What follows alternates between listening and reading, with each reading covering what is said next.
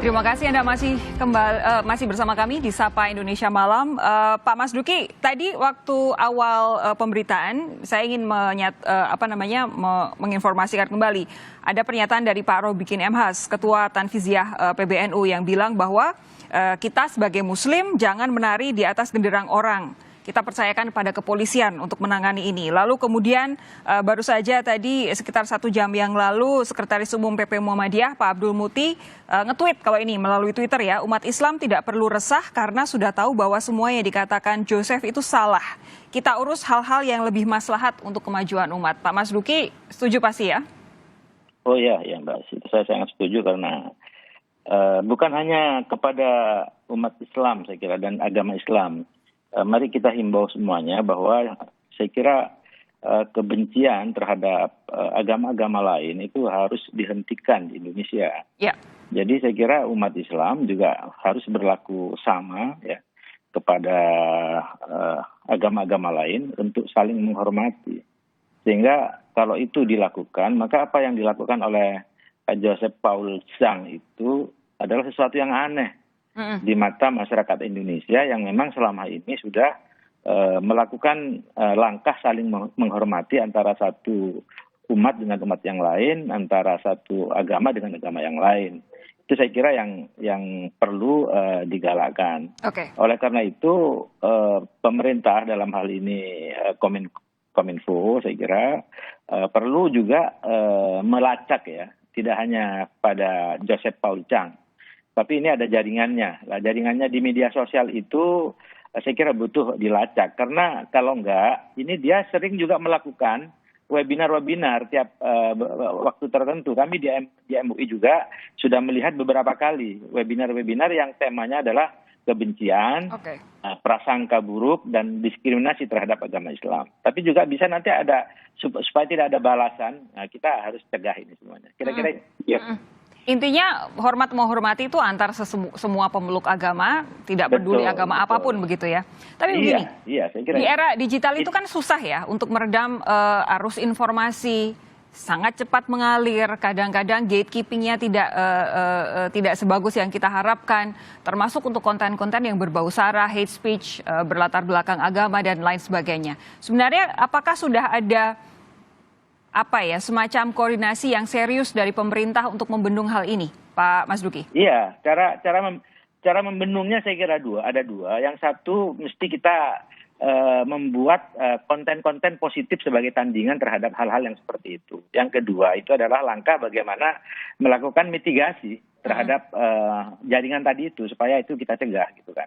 Sehingga dengan demikian tidak menimbulkan dampak negatif berikutnya. Nah yang ketiga adalah langkah hukum yang dilakukan oleh polisi, saya kira sudah cukup sigap kita apresiasi terhadap pihak kepolisian. Oke, Bung Aceh, kalau dari Anda, perwakilan dari DPR, apa kira-kira yang ingin didorong kepada pemerintah untuk membendung dampak negatif dari kecepatan teknologi dan media sosial saat ini? Ya, pertama harus kita lihat bahwa kalau kita lihat dari subscribe dari Joseph Paul Zhang ini kan cukup banyak gitu. Itu sekitar 51.000. Jadi besar sekali.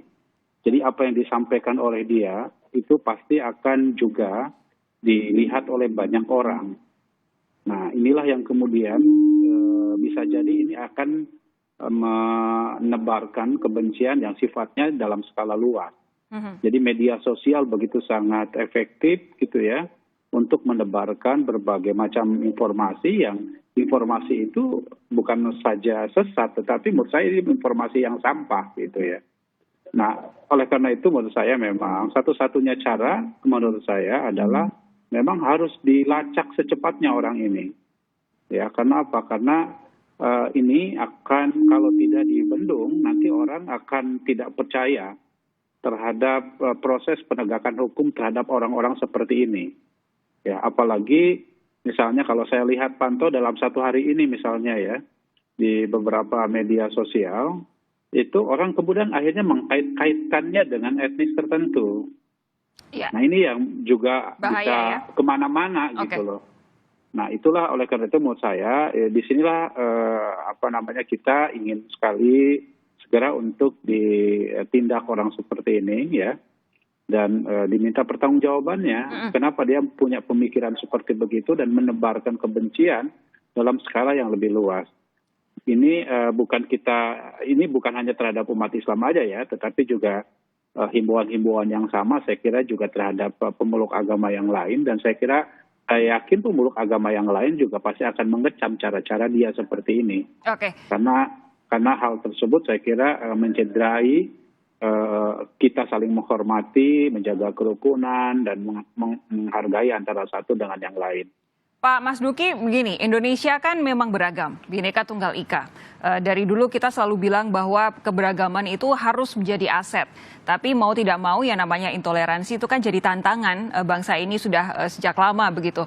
Bagaimana pemerintah bisa mendorong supaya kita semua bisa meneguhkan persatuan lagi di tengah keberagaman yang memang banyak sekali di Indonesia? Ya, sebenarnya mainstream kita nggak ada masalah, Mbak. Fondasi kita sebenarnya keberagaman dan kerukunan itu sekarang masih menjadi sebuah kekuatan kita.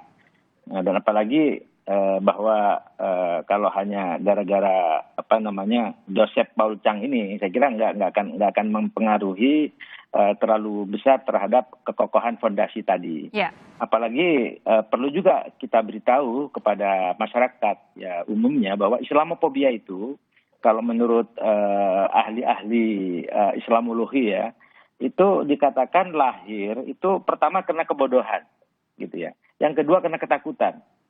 Nah, jadi nggak perlu khawatir. Saya kira dengan kata-kata apa yang dilakukan oleh Joseph Paul Chang itu, justru citra Islam itu sama sekali tidak akan terpengaruh, bahkan akan lebih baik lagi sebenarnya. Kalau modelnya dia melakukan langkah-langkah seperti itu, karena orang semua tahu bahwa itu adalah semuanya langkah yang salah. Semuanya tidak ada yang benar terhadap apa yang dikatakan oleh Paul Chang itu. Itu justru hanya menunjukkan kebodohan dia gitu. Oke. Kebodohan dia dan kekhawatiran dia, yang kekhawatiran itu justru sama sekali tidak berdasar. Saya kira itu masalahnya. Baik. Pak Mas Duki, terima kasih. Bung Aceh Hasan Syadzili, terima kasih atas waktu Anda bergabung bersama kami. Sehat terus, kita jumpa lagi lain waktu. Selamat malam.